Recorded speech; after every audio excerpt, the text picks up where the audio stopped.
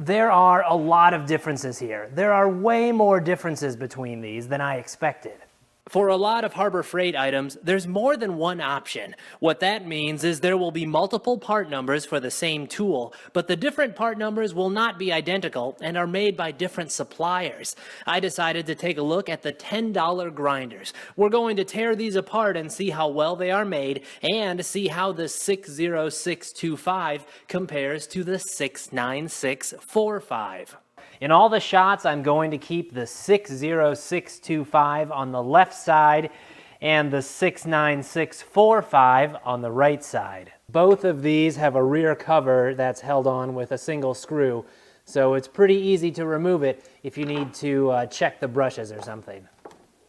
Now that we have both of them open, we can see the differences are more than just cosmetic on the outside. We can see here that they're the same type of basic design, but there are a lot of differences here. On both of these, as on pretty much any grinder, you have a shaft here that comes down from the switch, and the power switch is right here, and this is what actually actuates the power switch. On both of these, they have some cost cut in on the brush holders. The brush holders are stamped steel. Even on other cheap tools I've taken apart, they're stamped brass, and on higher end tools, they're machined brass. So that's one spot where they saved a few pennies. Both of them do have heat shrink tubing on all the connections, which is a nice feature that can help prevent corrosion and reinforce that connection a little bit. Let's see if we can get the power switches out of these and see how they compare. Here we have the switches out of both of the grinders, and the 60625 grinder uses a Hont brand switch. This is a brand I've actually run across before. This company makes all kinds of things from switches to auto parts. It has a decently firm and smooth action. It has this boot here to help keep contamination out of the switch.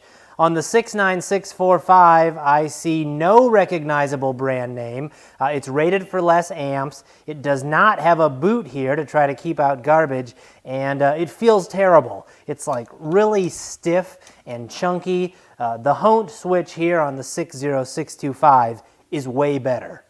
The brushes on both of these are pretty much identical. They're basic brushes that you'll find on lots of different types of power tools. On both of these, I should be able to remove these screws here on the gear case, pull off the gear case, and pull out the motor rotor. I forgot to mention that on both of these, they have very, very similar guards. They're adjusted here with a simple Phillips screw. On a nicer grinder, there would be a quick release mechanism that you could just unlatch to adjust the guard.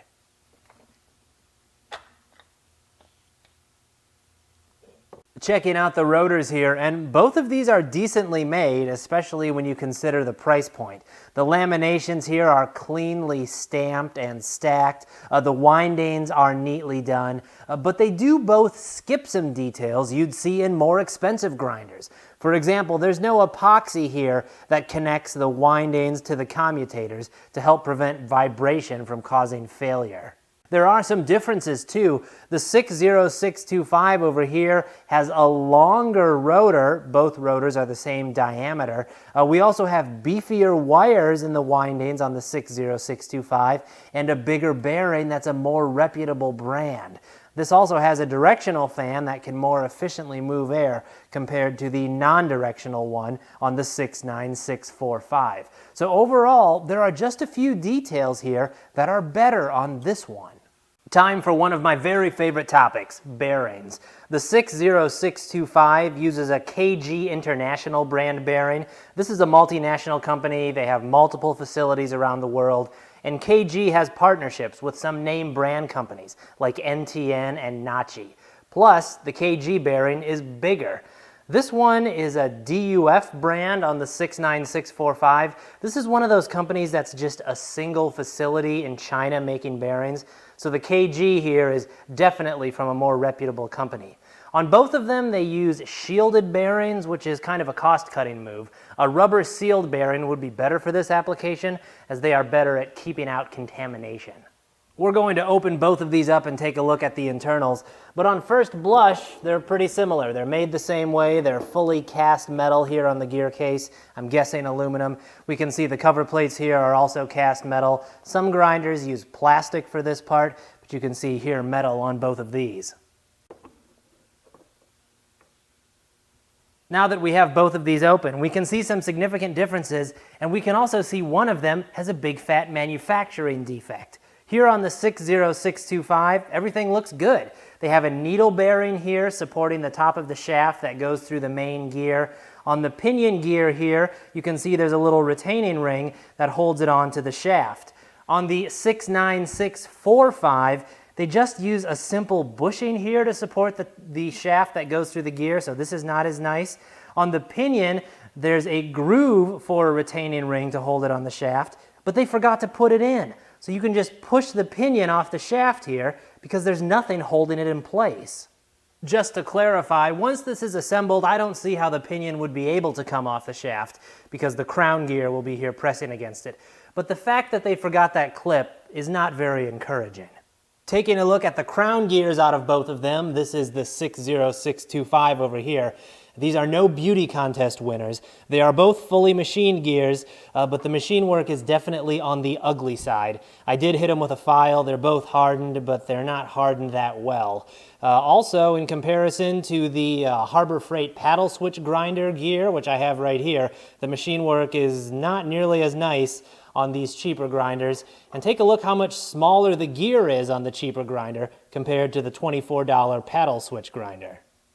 On angle grinders like this, there's a button here and this pin pops down into the gear and locks it in place.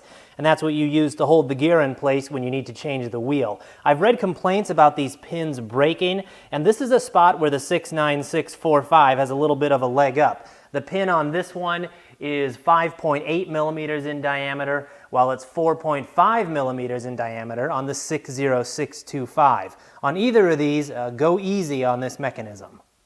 Here we have the cover plate for the gear case. As we saw earlier, these are both cast metal, then with some machine work done. Here's the bearing that supports the main shaft that goes through the gear. Both of these use shielded bearings. They're both no-name brands, so there's nothing very impressive on either of these. The bearings that support the front of the rotors are pressed together pretty well. I tried to get them apart, and I don't want to damage anything, so we're just going to leave them as is. But we can still see quite a bit in here. The 69645 in there uses a shielded bearing like in the rest of the grinder.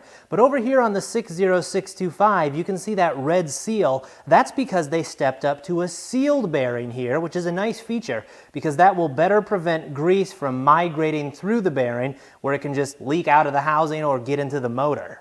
Let's pull out the field winding here and take a look at that next. The 60625 is a little bit bigger to go with the corresponding larger rotor. On both of them, the windings have been dipped, although the resin is a little thicker over here on this one. And I measured the wires, and the wire is a little bit thicker in the windings over here. That's a nice feature because it means the wiring in the 60625 won't overheat and get cooked as easily. The housings on these are pretty similar. The 69645 is marked PA6 GF30, so nylon with 30% glass fibers. That's a normal choice for a tool like this. It's very common. Neither of the housings are super stiff. They're both a little on the flimsy side. The 60625 is actually not marked with the type of material, but when I scratch it, it sure sounds like it's fiber reinforced. So it's also probably nylon because that's a super common choice for an application like this.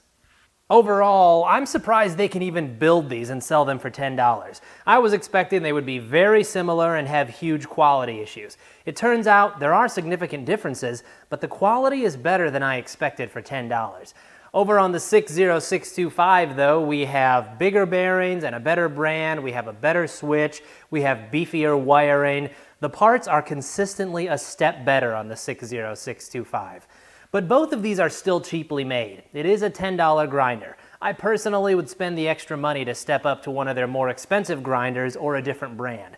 But if you want something cheap, these will do the job. Thanks for watching, hit the like button, and subscribe so you can see my new videos when they come out.